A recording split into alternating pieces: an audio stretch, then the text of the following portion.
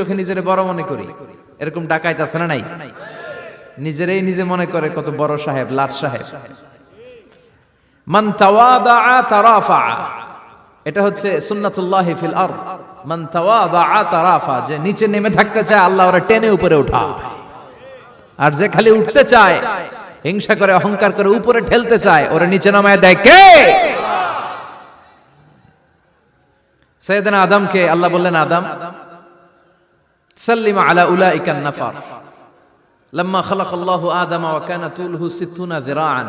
নিচে নেমে গেলে যে উপরে ওঠে, আর উপরে উঠতে চাইলে যে নিচে নামে, উদাহরণ দেখেন। আদম আলাইহিস সালামকে তৈরির পর আল্লাহ বললেন, আদম সাল্লিম আলা উলাইকান নাফার, এই ফেরেশতাদের সালাম দাও। কি দাও? সালাম দাও। কোনো প্রশ্ন নাই, আল্লাহ সালাম দিব কেন?